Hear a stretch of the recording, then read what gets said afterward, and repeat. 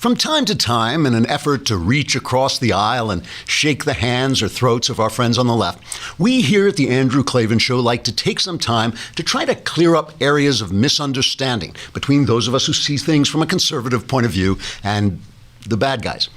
In order to do this, we like to explain to conservatives the meanings of some of the terms the left uses to distract us from the fact that they have no idea what they're talking about. And also that everything they do fails. And that their women are sort of shrill and unattractive. So, in order to build bridges of friendship between us and these nefarious clowns, let's attempt to explain what the left means when they say some of the ridiculous things they say. Today we'll define the term cultural appropriation. Cultural appropriation means borrowing practices or beliefs or foods from other cultures. Cultural appropriation is great. In fact, it's one of the very best things about living in America. In America, we ask only that you obey the Constitution and live as you please while not impeding the liberty of others. And as long as you do those things, you can wear your absurd little hat and eat whatever crap you're used to. And if we like it, we'll wear it and eat it too. Thus, through cultural appropriation, you can enjoy tacos without having Mexican drug cartels running your government. You can do yoga without having flexible Indian people starving in your mind-boggling slums. And you can enjoy a nice Wiener Schnitzel without murdering all the Jews, who come in handy when you need a doctor or want to go to the movies or something.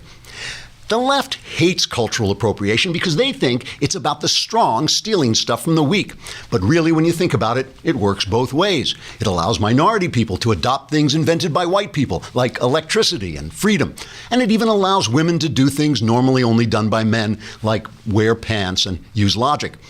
And the truth is, though leftists condemn cultural appropriation, because they don't have jobs and have nothing better to do than go around bothering people, they actually support it at the same time. For instance, let's say you came here from Saudi Arabia or some other godforsaken hellhole, and let's say you're a Muslim or some fool thing like that, and you want to have the full human and religious right to freely practice your religion. That's cultural appropriation. You didn't get the idea of human and religious rights from Saudi Arabia or Islam. They don't have human and religious rights in Saudi Arabia or Islam. You culturally appropriated those ideas from the West and Judeo-Christianity. So, a leftist who supports your rights is actually in favor of your cultural appropriation and can now move on to picketing a taco stand run by a white person. Because leftists are gormless knuckleheads. I hope this brings us all closer together. Trigger warning, I'm Andrew Klavan, and this is The Andrew Klavan Show. I feel hunky-dunky, life is tickety-boo. Birds are winging, also singing hunky-dunky-doo. Ship-shape, tipsy-topsy, the world is zippity-zing. It's a wonderful day, hurrah, hooray! It makes me want to sing. Oh, hurrah, hooray! Oh, hooray, hurrah! Kafivi, it's mailbag day. Kafivi, hey, Kafivi. I think Kafivi is, I noticed Shapiro is gone again, right? I think it's the Jewish holiday of Kafivi, right? Is this, he's making these up now, I think. It's like the place is run by a lot of evangelical Christians, so Shapiro just comes in and he says things like, yeah, it's the Jewish holiday of Kafivi, it's a day the Bible says we have to take our family to the beach, except it's in Hebrew, we pronounce it bich. But anyway, it is some holiday or other. But anyway, we have a lot to talk about today. But first, I feel really guilty whenever I do this ad for Texture because I know it's going to destroy your life. After you get this app, it is the last thing you will ever do. You'll never stop looking at this app. You won't eat. You won't sleep. If you have plans for the future, forget about them. This thing, Texture, gives you like more than 200 magazines for the price of a single subscription. It's normally it's $9.99. We'll give you a deal on it, but you get just about everything you want to read. Any magazine you can think of is virtually on this app, and it just consumes your life because nowadays, I don't know about you guys, but I have really had such a hard time getting information and making sure that the information I give you is right, and I'm not just talking about some anonymous source who called in and said he was somebody and read me a document. So you've got to be looking. It's not enough to look online. It's not enough to get your friends' opinions on Facebook. You really have to be going to the sources. I'm not talking about small stuff. I'm talking about Forbes, Esquire, People Magazine, Sports Illustrated, National Geographic, Reader's Digest, Rolling Stone, Cosmopolitan, all the different sides of the story that you want to get. You just will get on this app. And it's searchable. So they not only do they give you like their own recommendations, so they'll point out cool articles that are coming out and articles that you like, which you can always, feed it stuff that you want, but you can search it, you can mark it just like reading an ebook. It's so incredibly useful and so addictive. And like I said, normally $9.99 a month, which even that is like that's one magazine. That's basically one magazine. You're getting 200 plus magazines for that. But if you sign up right now at Texture.com/Klavan, you get a 14-day free trial. Right? Yes, that's right. 14-day free. I just want to make sure. Plus, Texture was selected, by the way, as one of Apple's top 2016 iPad apps. I know how hard that is. I had one that was, that was praised by Apple, and it's very tough to get that. So at Texture.com/Klavan, Klavan. Right now, Texture is offering my listeners a 14-day free trial when you go to Texture.com/Klavan, Klavan. 14 days to try Texture for free when you go to Texture.com/Klavan, Texture.com/Klavan. It is the last thing you will ever do. And after that, you'll just read and they'll find you. Your beard will be long. It's going to be terrible. But it really is. It's a terrific, terrific app. Okay, I'm going to do something that I have never, ever done before, which is give a thought to Kathy Griffin. And and the reason I want to do it, it's not about Kathy Griffin, and this is not going to be an outrage show. I'm so outraged at Kathy Griffin. Kathy Griffin is what she is. She is an unattractive, untalented person who's desperate for attention, and she did this thing where she took a picture of herself holding a mock-up of Donald Trump's severed head as if she were an ISIS killer, murderer, but she had killed and beheaded the president. Okay, and this, caused all kinds of fuss yesterday, and obviously on the Twitterverse and online, and everybody was yelling about it. And I have to say that even Keith Olbermann denounced it, and the Satanists. So I think they've kind of covered, and good for Keith Olbermann. I mean, that's like I make a lot of fun of Keith Olbermann because he's a buffoon, but I mean, at least he stood by and he actually, came out and said this is terrible. But the important thing about this has nothing to do with Kathy Griffin. Let's play. She apologized. She saw this. The Secret Service said they were looking into it. The important thing, though, well, let's play her apology. Let's give her the chance to say what she said. Hey everybody, it's me, Kathy Griffin. I sincerely apologize. I am just now seeing the reaction of these images. I'm a comic. I crossed the line. I moved the line, then I cross it. I went way too far. The image is too disturbing. I understand how it offends people. It wasn't funny. I get it. I've made a lot of mistakes in my career. I will continue. I asked your forgiveness, taking down the image, going to ask the photographer to take down the image, and I begged for your forgiveness. I went too far. I made a mistake, and I was wrong. Now, I mean, that's a good apology. It's not like a, sorry you feel this way or sorry, some kind of mealy-mouthed thing. That's a real apology. Fine. So, it really is not about her. What it is about is that she is employed by CNN. She is employed by CNN on their New Year's Eve show, and they have her on as a commentator. She's on the View a lot, and she's gone on the View and cursed at people who were nasty to Obama and all this stuff. But I don't care about Kathy Griffin. Like I said, she's a comedian. She says dumb things. But I want to play for you just a little bit of the way CNN has covered this stuff, because this is what is really important. The first thing I want to play is how they covered a rodeo clown who made fun of Barack Obama. That's the first thing we're going to talk about, all right? So let's play that. Outrage today over this. A Missouri rodeo clown mocking the president this past weekend. Notice the broom in his backside. And joking that he could be stomped by a bull. Obama's going to have to just stay there. Obama, watch out for those bulls. President Obama. Hey, I know I'm a clown. He just run around acting like one, doesn't know he is one. The Rodeo Association later apologized, and the state's Republican Lieutenant Governor Peter Kinder called the act disrespectful on Twitter, saying, "We are better than this. The state fair has banned the clown." It's just the latest jab at the president. Others have carried clearly racial undertones. And this went on for a week at least until the clown was fired and had to take sensitivity training, okay? This is a rodeo clown, so he's like pulling down 7 figures, right? This guy is not he's not like some billionaire. This is a rodeo clown. CNN forced him, basically ran a campaign against him, all right?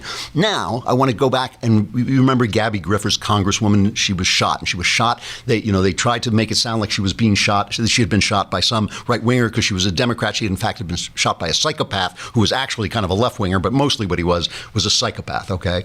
Candy Crowley, Creepy Crowley, the woman who, stepped in to protect Barack Obama during a debate with Mitt Romney, right? She has Democratic Senator Dick Durbin on, and the whole thing is how the rhetoric. Remember the rhetoric? Do you remember this? It was the rhetoric that caused this shooting. It wasn't the fact that the guy was a psychopath. It was conservative rhetoric, and the one that kept coming up was Sarah Palin had run a campaign where she had targeted different congressional sites, and she had put a rifle target over those congressional sites, and this was what had caused this violence. Listen to Candy Crowley and Dick Durbin. When you talk about, putting those that you want to defeat in crosshairs sort of graphically, on the internet, you're talking about Sarah Palin here. And I guess that the undertow, and certainly it's not an undertow on the internet, but the undertow with politicians now speaking publicly is, well, the Republicans and the Tea Party and Sarah Palin have gone way too far in their rhetoric. It's been violent rhetoric, and therefore this sort of thing happens. Are you making that direct connection? I don't think you could ever make that direct connection, but don't we have an obligation, those of us in public life and those who cover us, to say this is beyond the bounds. It may be constitutionally permissible, but it shouldn't be acceptable rhetoric. Okay, so now we have Kathy Griffin, employee of CNN, who has the president's head, and it was very realistic. It was very ugly. Apparently, the president's son was frightened by it, thought it might actually be real for a minute.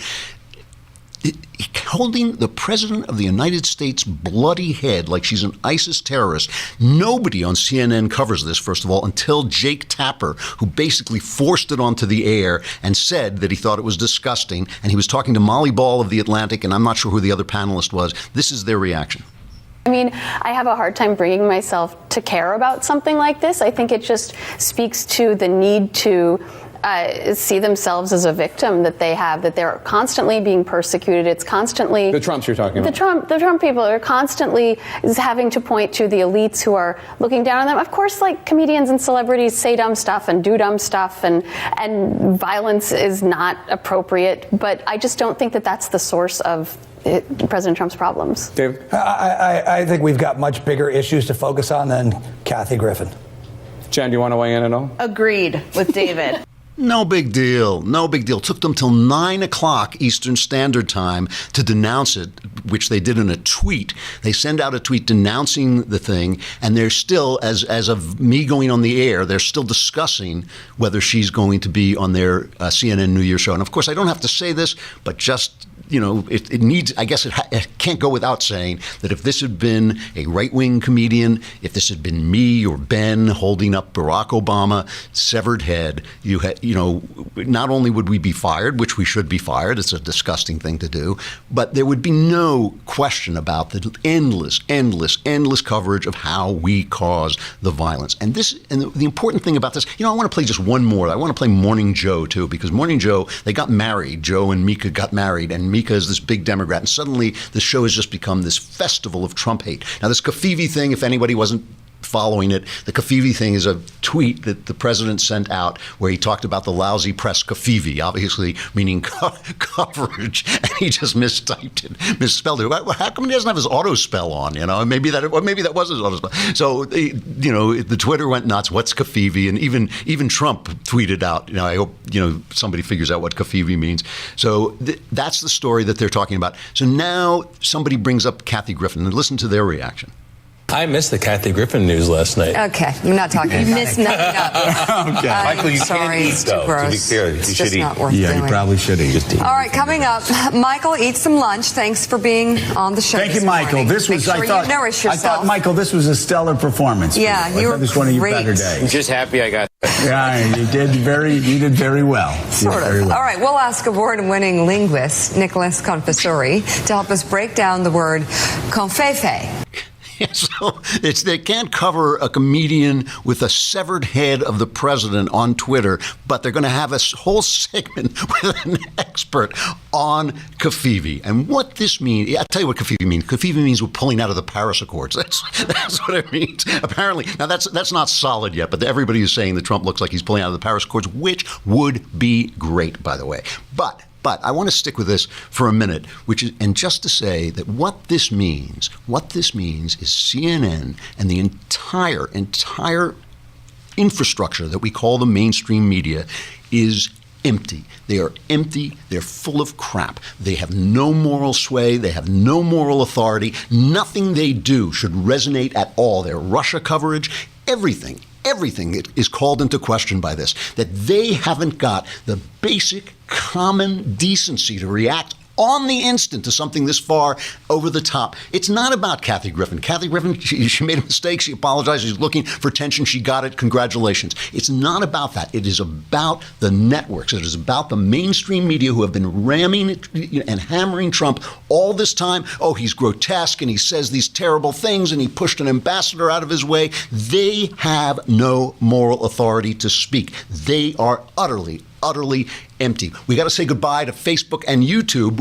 We're going to be doing the mailbag, which means if your life is as miserable as it must be, you should come over to thedailywire.com where we'll answer all your questions. And if you subscribe, you could ask questions yourself. And if you subscribe for a year for just a lousy $8 a month, you get a free copy of Ben Shapiro's new book, Say It's So, about the 2005 White Sox championship season.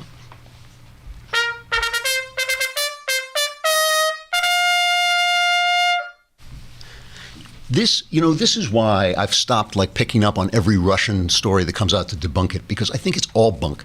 I really do. I think until the moment when they have something, it's not even a story. It's not even a news story. It is just a blithering kind of sidebar that should be on the inside pages about the fact that the Russians are as always, have been tampering with our elections, and there's an investigation that, they have pushed it with their hysteria. They managed to push it to the front page. They managed to get their special counsel, but they are so empty now, that anything that they say is absolutely dismissible.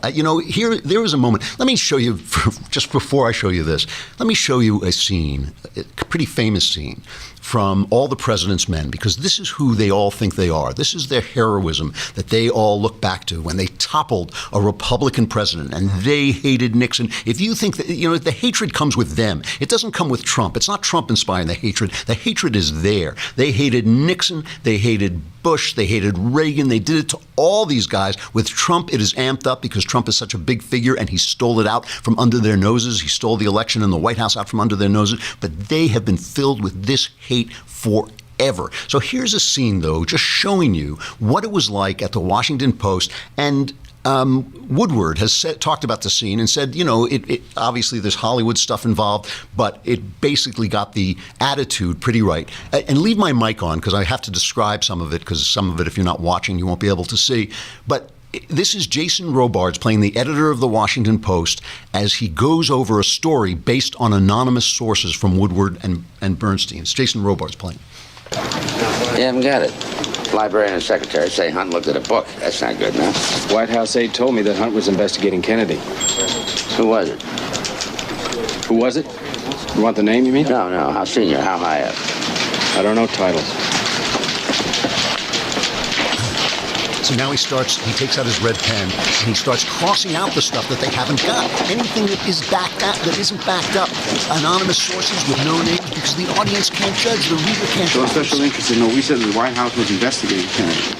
So a special interest in. Jesus, story stronger than that. We got a White House librarian who said that Hunt checked out a whole lot of books. We got a secretary in Colson's office that Hunt was sitting at the desk. Carl. Ben, that's a page one story. Stick it inside someplace. This is a damn important story. Get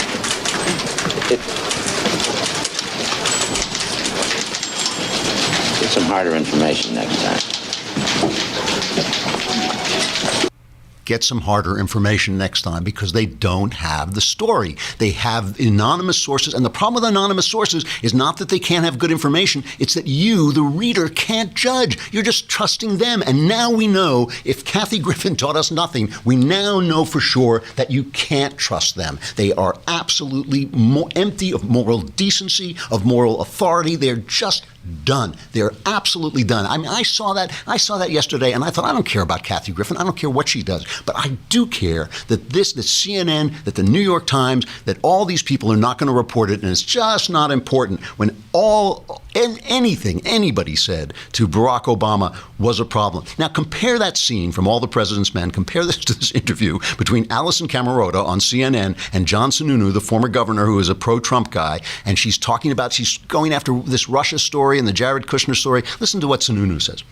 Well, I'm trying to actually take your temperature. I'm trying to gauge your comfort level with all of this. My comfort level, the only discomfort I have is with folks in the media trying to create a veniality without having the courage to specifically tell me what the veniality that I should be concerned about is. Well, I have not identified a veniality. Have you? Well, you should be concerned if there was collusion. And that's what I don't see any evidence of collusion. Do you? No. That should end your reporting right there. You should put an exclamation point after you know. Understood. So now John Sununu has to go to CNN and play the role of Ben Bradley, the editor of the Washington Post, and do what the newsmen don't do anymore. He's telling her, you don't have the story, so don't run the story. But they are so empty. You know, Dennis Prager wrote a column. I'm not sure whether he wrote it yesterday or just kind of made the rounds yesterday, about what. Thinking about the fact Dennis Prager did not support, like me, didn't support Trump, but now has become a Trump supporter. And he was wondering why the people who refuse, the conservatives who refuse to support Trump, why they won't come around. And he said a lot of stuff that you've heard me say on this show. And let me just give you like sort of the money graph here. He says, I have concluded that there are a few reasons that explain conservatives who were never Trumpers during the election and who remain anti-Trump today. The first and by far the greatest reason is this. They do not believe that America is engaged in a civil war with the survival of America as we know it at stake. While they strongly differ with the left, they do not regard the left-right battle as an existential battle for preserving our nation. On the other hand, I and other conservative Trump supporters do. And that's what you've heard me saying, was that the real enemy is this deep state that is leaking to the press, that is using the Democrats as an echo chamber, giving the Democrats an echo chamber, and is protecting. I mean, it's just not on for our intelligence services to be undermining the president with leaks and for the press to take that up and then the Democrats to use that as an echo chamber. Now, Jonah Goldberg, who is one of the guys that Prager is talking about, and Prager, by the way, and Goldberg both talk about the respect and affection they have for one another and the fact that they're fans of one another. I am a huge fan of Jonah Goldberg. I think he's one of the best writers on the right, an excellent thinker. But he comes back and his response to Prager is typical of the response of people who do not support Trump. And he says, Dennis runs through a bunch of other motivations for why conservative Trump critics don't recognize that Trump is our general in a civil war and report for duty. In none of them does he account for the fact that he is using the term civil war at best figuratively and at worst wholly inaccurately, nor does he wrestle with the myriad problems with his analogy and the assumptions that support it. Donald Trump is literally no one's general because the president isn't a general. Even figuratively, the idea that conservatives should operate like loyal troops to a political leader is fraught with intellectual, philosophical, and historical problems. That's not an argument. That's copy editing. You know, I mean, you can talk about the way Dennis wrote the piece, and you can say he wasn't clear, but you know what he's talking about. You know what he's talking about, and it doesn't mean supporting Trump does not mean supporting everything he does. It does not mean tolerating everything he does. It doesn't mean, lowering your own standards. What it means is understanding that one side is wholly in the right here, even when the leader is wrong. One set of principles is wholly in the right, and the other is dangerous. It is a dangerous anti-Western philosophy that is trying to destroy what is unique about America. And it's not just the West. It is what is unique about America. You know, Heather McDonald, one of our favorite reporters, has a piece in City Journal talking about the reaction to the Manchester bombing. I'm not going to read it, but it calls it a unilateral suicide pact of the left, a suicide pact that they will not consider in the face of this attack on children, right? They will not consider immigration changes. They won't consider better law enforcement. They won't consider changing deportation. We have judges who are undermining the separation of powers by throwing out Trump's travel restrictions, which is wholly, obviously unconstitutional. They are obviously overstepping their bounds. And in this, it's suicidal. It is suicidal. They mean to destroy the left, the West. They do not want the West to maintain itself as it is, and bringing in these guys, these wave after wave of immigrants who do not have our values and who disguise and hide not just terrorists in their generation, but terrorists in the next generation who are produced out of their association with the West. They won't change. And this is not new. This has been going on forever. Yesterday, the Pentagon shot down an intercontinental ballistic missile with its own interceptor missile, okay? This is a big deal because obviously North Korea, which is outside my door. I mean, you remember Sarah Palin, the joke about Sarah Palin, I can see Russia from my house. Well, we can see North Korea in terms of an intercontinental ballistic missile. That could end up in our laps right here. Okay, so this is a big deal. It's the Pentagon showing North Korea that we can blow their missiles out of the sky.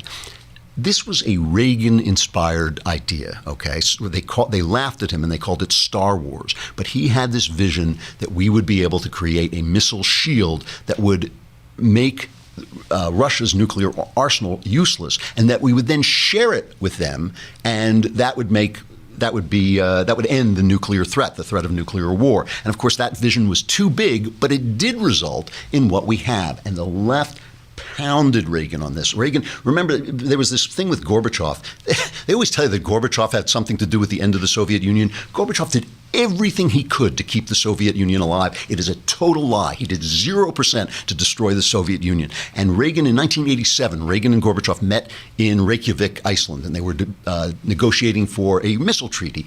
And at the last minute, Gorbachev said, oh, yes, and you have to get rid of Star Wars, this intercontinental. And Reagan said no, and he walked out. And the New York Times and the whole mainstream media, they went nuts. They went nuts because they said, oh, he's a warmonger, and he's not contributing, he's not helping out this wonderful Gorbachev. Gorbachev won the Nobel Peace Prize, for doing nothing. Reagan never won the Nobel Peace Prize for freeing a huge segment of the world. So let me say this. Let me end with this before we get to the mailbag. Congratulations, Kathy Griffin, because you know what? You created a work of art. You showed us exactly who you and the left are. This is who you are. You and the ISIS terrorists who hold up people's heads.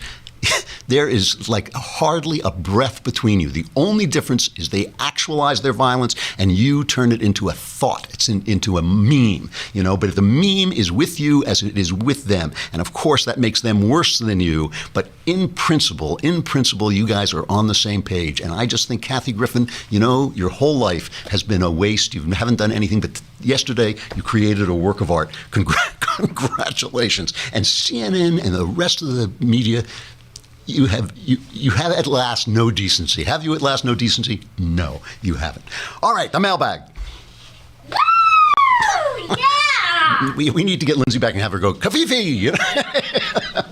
All right. Dear all-knowing dispenser of world moral judgment, that's me. I'm currently dating a man I've known since I was a child, and I've been trying to figure out as quickly as possible if he is the kind of man I'm looking for as a husband. He knows I have a firm stance of not having sex until I'm married, and my reasons why. I think sometimes the best way to determine if he is husband material is to put him to a test. Tell him I'm willing to sleep with him and seeing if he tries to remind me of the reasons I say I don't want to, or if he will take me up on that offer. Do you think that would be a cruel thing to do? Sometimes I think it would be, and other times I don't. Ambivalently, Kim. Well, Kim, first of all, let me say I respect the seriousness with which you take this this decision of getting married, and I respect your sexual morality. And with that respect, let me tell you, this is one of the worst ideas I have ever heard. Okay, and it interestingly, and I don't say this to be mean or anything at all. It indicates a fundamental misunderstanding of what a relationship and what a marriage is. Like you're not there to test one another, to run games on one another. I mean, I hear a lot of stories these days of people who discover that their spouses are having an affair because they go through their cell phones and they find text messages, or they go through their computers and they spy on them. And of course, the one who has had an affair has committed the greater wrong. But the fact that you would do that to your partner, the fact that you would spy on your partner like that, indicates that there was a fundamental problem in the relationship to begin with. A marriage relationship is a genuine spiritual life partnership. When the Bible says you become one flesh, they are not kidding. That's not about you become one flesh because you have sex. That's not what that means. It is actually the creation of a third thing. And I'll talk about that a little bit later in Stuff I Like. But still, I mean, if you're going to put this guy to the test, instead of sitting down and talking with him and being open about your doubts and your fears and communicating with him as one human being to another, what are you going to do later on when in a married relationship you actually face the tests of life, and they will come? So, I think you have to rethink a little bit. Really, I really do. I think you have to rethink a little bit what you think a relationship is before you can know whether you're in the relationship that you want to move into, that you want to move toward marriage. From Ryan, as a believer, I grew up believing the Christian creation story quite literally. Lately, I'm not sure it is to be taken literally or as an analogy. What is your take on it? Well, I do not take it literally. Many of the people who work here do, and so I'm speaking in the minority. But I don't take it as an analogy either. The Bible is a collection of books, and I believe it is a collection curated by God. I believe that it is the story that God wants us to have about himself, and it contains vast amounts of truth. I believe that every word in it is true, but that doesn't mean every word in it is literal or historical. I don't think that is the way truth gets told all the time. Nobody was there at the creation. The people writing it weren't there, and I don't actually believe they meant it to be taken as a literal event. They meant creation stories are stories about who we are and what we're like. And the creation story in Genesis is, I believe, one of the most profound stories ever written. It is so profound, you could study it your entire life and never get to the bottom of what it tells you, the truths it tells you about our human state and what it is to be a human being. And so I think that that's more important about whether or not there was a guy named Adam and a girl named Eve. I think that's just a more important thing than that. So what I believe about the Bible is I believe there are different genres in the Bible. There's poetry, there's history, there is what this is kind of mythology. And you have to know, you have to kind of learn how to read to see which one is which. And different kinds of writing, I know from having studied it all my life, different kinds of writing are done in different ways and sound different. And so that's, like I believe the Job story is a legend based on a true story. That's what I believe that is. But it is a legend, based on a true story, kind of like the Faust myth. I believe the same thing about that. So anyway, you have to read these things as different. I do believe the Gospels are history. That doesn't mean that, they're not history seen through a human being. But anyway, I don't believe, and neither did St. Augustus, one of the founding fathers of Christianity. He did not believe that it should be taken literally either. And I don't see why we should be afraid of that. I think as long as we know that it is true, that's more important. All right, let's see. From Rochelle, to the culture warrior of the West, Sir Andrew Klavan the Great. In your book, Werewolf Cop, which was awesome, you describe death as being black and nothingness. Is that how you perceive death to be? And if not, how? Actually, no, it's a work of art, and I had to create a moment of death, a conscious moment of death, and that was, I thought, as horrible as I could create, and it explained some of the plot points about it, and it is a fair imagination of death. I actually have no idea what the afterlife is like, and I can only sort of I was speaking spiritually, which is what art does, and people have asked me this before about other scenes. There's a scene in Hunting Down Amanda where somebody pictures everybody sort of at this dinner table, even the sinners and the saints all together and all this, and people say, well, is that what you believe? And it's like, no, it's a vision, it's a work of art. Let's see. From Adam, who did more to spread Americanism in the world, Elvis or Kennedy? How about Reagan or Sinatra? Also, what would you say the roles of musicians could be in spreading American values and culture around the world? Listen, I think culture is huge. I don't know if I would how to quantify it, but I think that culture is huge in spreading American values. And if anything really spread American values, it was American movies. I think that American movies, westerns, gangster films, all those films gave a picture of American life as free and big and expansive, and I think that really, really affected people. There's a scene in a book. I haven't quite got the name of it. It was a book about World War I. And I'm sorry, I can't remember the name of it right offhand. It'll come back to me. But the scene of the Americans arriving on the scene in World War I, and they're like giants. They suddenly, like this British woman looks up and she sees these giants marching. She realizes the Americans have arrived and the war is effectively over. And I think that presence, our gigantic presence, the presence of gigantic freedom, has completely redefined what freedom means. I always point out that there were no republics, constitutional republics existing when America was formed, and now even those countries that are not actual constitutional republics have to call themselves that. Remember the Union of Soviet Socialist Republics. They had to say that even though they had no freedom because we had changed the rules of the game, and that remains true today. So when you hear, for instance, Angela Merkel lecturing us about how we should behave, we don't have to listen to that. We can just completely ignore them. All right. From JJ, great prophet Andrew, peace be upon him. You often discuss the subject of what to do with art that may have values that are less than ideal. I am a big fan of heavy metal music. Call it a juvenile guilty pleasure. As anyone vaguely familiar with the genre knows, metal music more often than not deals with darker themes such as the occult, graphic violence, or extreme nihilism. To me, listening to heavy metal is no different than watching a horror film, as I view it as escapism and enjoy the theatricality and ridiculousness of it all. Do you advise against consuming art that tends to deal with darker subjects? This is a great question. Was my mother correct in telling me that liking such stuff so much is indicative of a personal moral failing? First of all, only you can answer this question for yourself. Like, there are things, I know people, if they look at a work with overt sex in it, that leads them to addiction to pornography. I think you can only decide how this is affecting you. Is it story? Look, art puts stuff into you. There is a difference between driving around in your car and listening to heavy metal music and listening to Mozart. You are going to get out of that car a different person according to what you listen to. But I will tell you an absolute personal story, because I do believe this is a personal decision that each person has to make for himself, because you can tell what it's doing to you. I don't sleep a lot. So at night, when all my work is done and my wife's in bed and all this stuff, I will go upstairs and I will channel surf. And a lot of times I'll find myself thinking, I'd like to find a horror movie. I'd like to watch a horror movie. And I'll look around, and if I find a horror movie, I'll watch it for about 30 seconds and I'll think, I hate this stuff. Why would I watch a horror movie? I like ghost movies. I love ghost movies. But I hate like like Friday the 13th and stuff like that. I just hate it.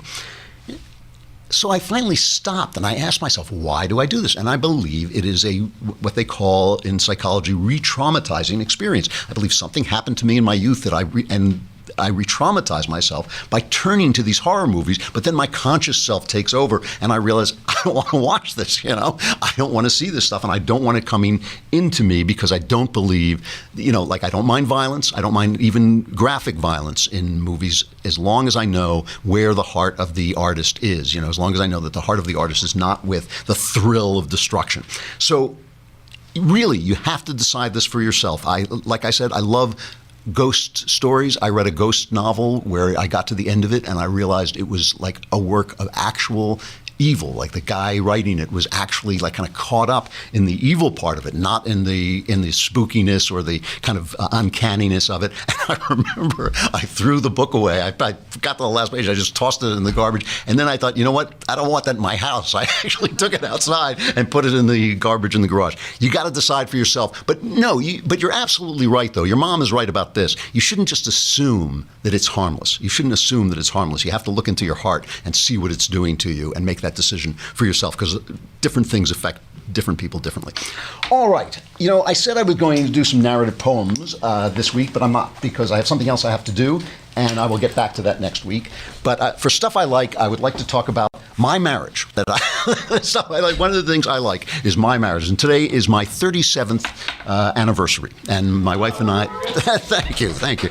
My wife and I have been together for 41 years. We have lived together, and it has been exceptional. And I want to read a very brief passage. I won't go on and on, but I want to read a very brief passage about our marriage from my memoir, The Great Good Thing, A Secular Jew Comes to Faith in Christ, which, if you haven't read it, you should.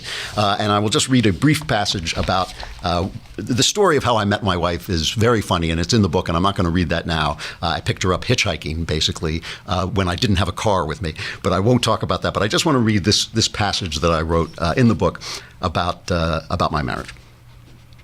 My marriage to Ellen has not been an ordinary one, not by a long shot.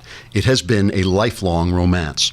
I love her, by which I mean her good is my good and her misfortune mine, and I love her passionately, by which I mean I hunger for her company as well as her touch. This has not changed even a little in our nearly 40 years together. In nearly 40 years, we have had exactly one quarrel. It was a meaningless flare of temper more than 30 years ago. For the rest, we have been poor and rich together, crazy and sane, happy and miserable, but never wholly out of harmony. I find I can no longer even dream a woman who is not, in some sense, she. But more than that, our marriage has taken on a life of its own. It has become a third creation, greater than anything we are individually or together. I like to think we're perfectly decent people, Ellen and I, but I have all the usual flaws of men and she of women. We're clearly neither one of us as special as this vessel that contains us. Our marriage shines around us and between us with an otherly light, a sacred habitation for our shambolic humanity. It is soul stuff made visible. Living within such a spiritual sanctuary has an effect on you over the years. Just knowing such a marriage can exist refashions the way you look at life. Our marriage gave undeniable substance to the inner experience of true love, and true love in turn shone a light on the redemptive possibilities even of tragedy. Even the kingdom of evil came to seem to me like only the empty space where true love might have been. And when, over time, I had reasoned my way to God, it was our marriage in part that made me trust my reasoning. I trusted myself because I had recognized love when I saw it. And it was the fact of our long love that had slowly revealed to me a greater love than ours, the love that was our love's source and inspiration. It was as if our marriage had guided me through my days from a realm beyond the ordinary, the way a lodestar shines from deepest space, yet nonetheless leads you home. So happy anniversary, 37 years. Boy, it seems like, to me, it went right by. To her, probably each day was like terrible struggle. All right, tomorrow we have Floyd Abrams, the author of a terrific book called Soul of the First Amendment. It has changed the way I think. It's only like 70 or 80 pages. You should read it, and we will talk to Mr. Abrams tomorrow. I'm Andrew Klavan. This is The Andrew Klavan Show, and we will see you then.